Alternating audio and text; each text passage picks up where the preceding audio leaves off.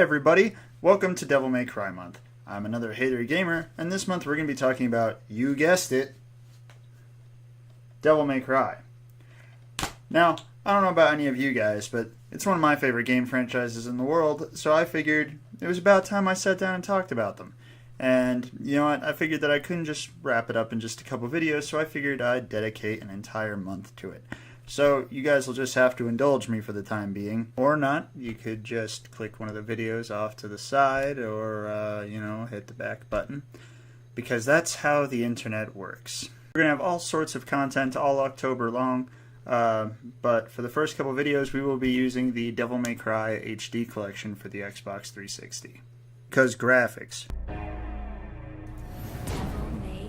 The Devil May Cry HD collection features the early entries in the franchise, including Devil May Cry,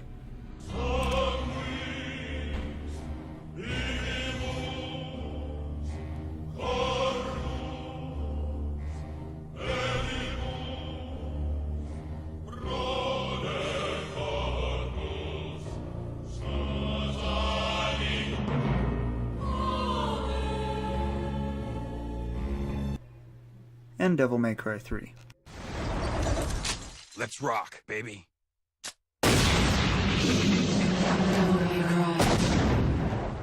Devil May Cry is an action-adventure game developed in 2001, originally for the PlayStation 2, and then later re-released on the 360 and PS3 as part of the HD collection.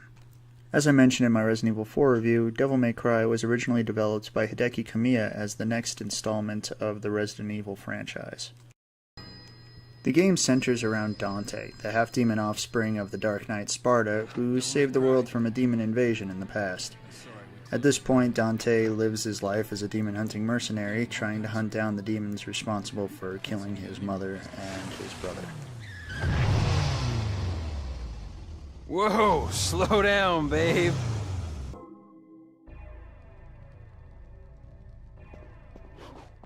The first mission serves to introduce the game's primary enemy type, the marionettes.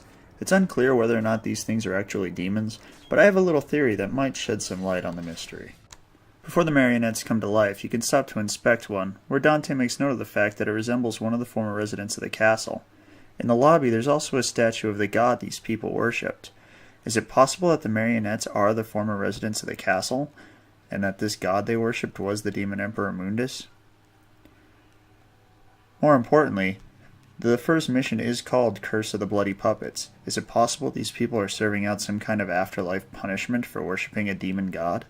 Or more disturbingly, is it possible that these people volunteered to be altered to serve as Mundus' actual puppets in the afterlife?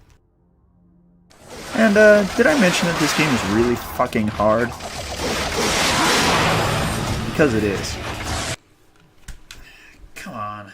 Bloody puppets getting you down? Wish you had just a little more health? Bosses just a little too boss-like?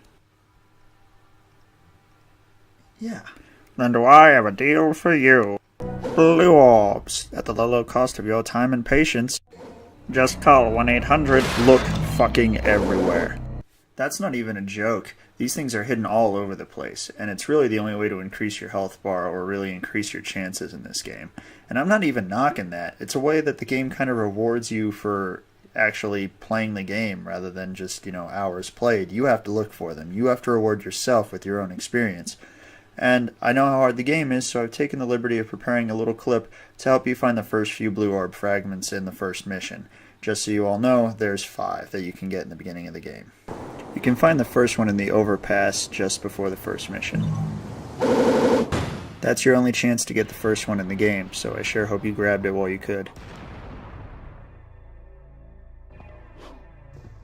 The second one is located in the corner of the lobby, just to the left of the grand staircase.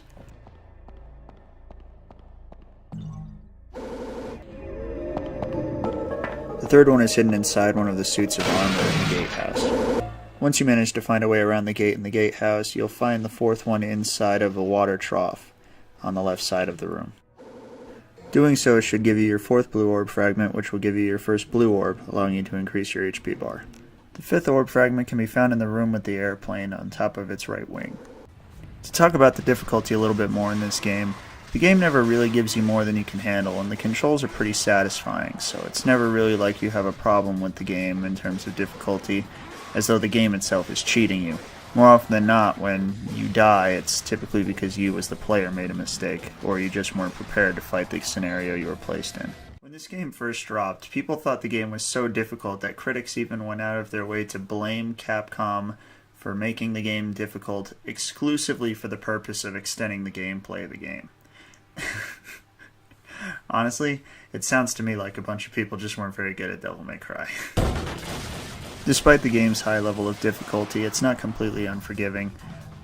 It does on occasion drop green orbs from enemies that you defeat, which restore a small portion of your health. At the risk of this video seeming like a walkthrough, I'm going to take the time to talk to you guys about the second and third mission, just to help you guys get through the first part of the game again, because like I said, this game is really hard. The second mission we're going to talk about here is the Judge of Death, which there's another blue orb fragment in, and then there's 2 additional weapons in it that will really help you out, so I'm going to help you guys find those. When the mission begins, immediately go through the door to your left. In that door, by the goddess statue, you'll find your next blue orb fragment.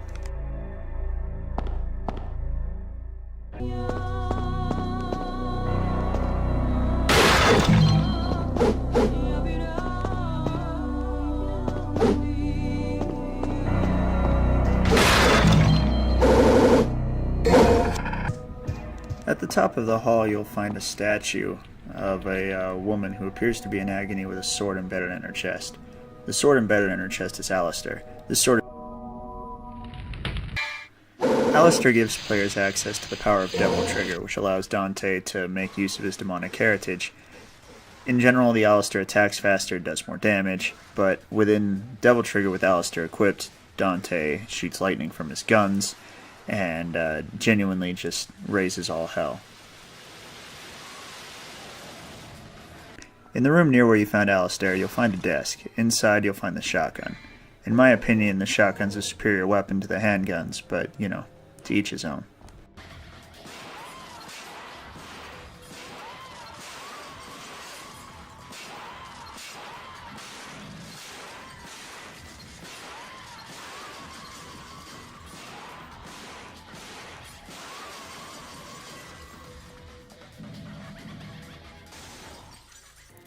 In Mission 3 Destroyer of Ardor, there are 2 available blue orbs that I know of.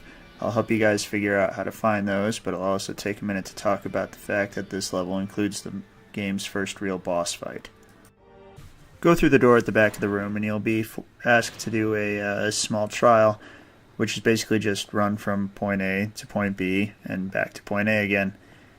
It's a simple enough trial, though it's not without its minor obstacles.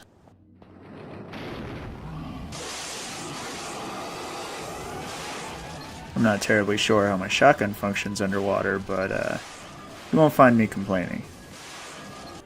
Return to the Talisman and you'll trigger the game's first boss fight, the Phantom.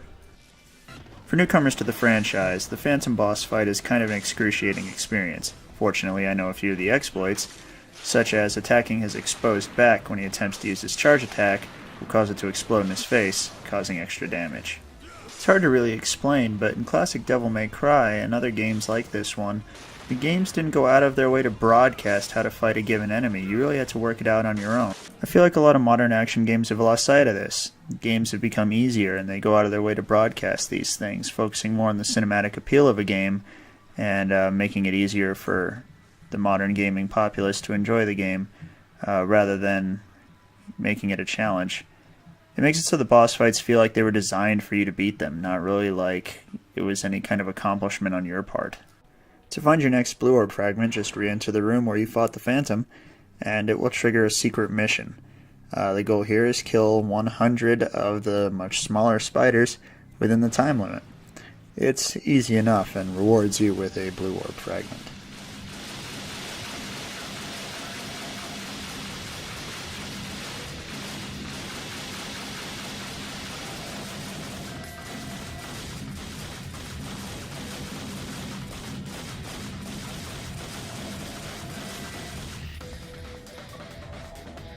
Also, Liquid Smoke ZZZ is online. Hi, Liquid Smoke ZZZ. Everybody had liquid smoke, see.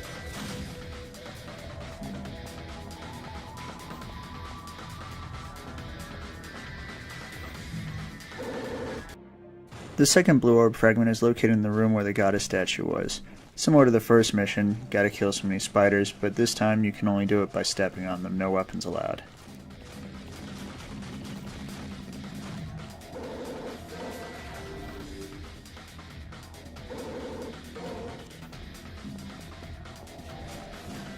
While we're here, I'd like to take a minute to talk about the goddess statues.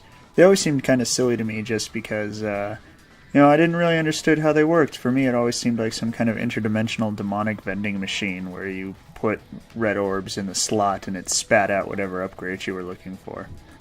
My advice to you is to save up as many red orbs as possible for an upgrade for Alistair called Air Hike.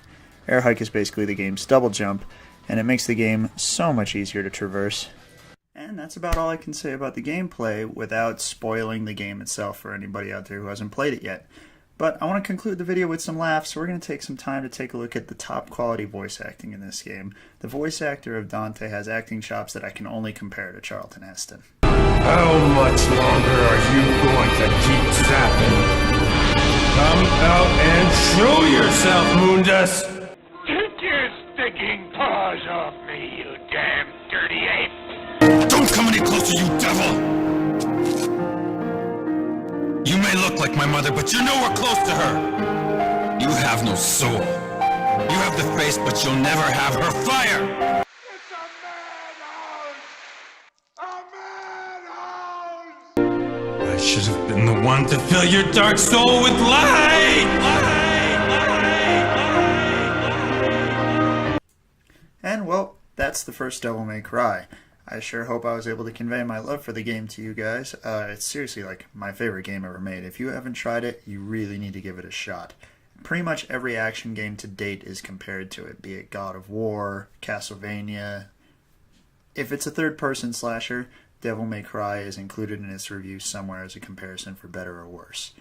Now, I hope you guys enjoyed the video, and tune in next time for some more Devil May Cry content, and as always, peace. Let's not forget, though, the Underworld's evil is still alive. They will someday return. There's no need to worry, right? 'Cause the world has the legendary Dark Knight Dante and his sidekick.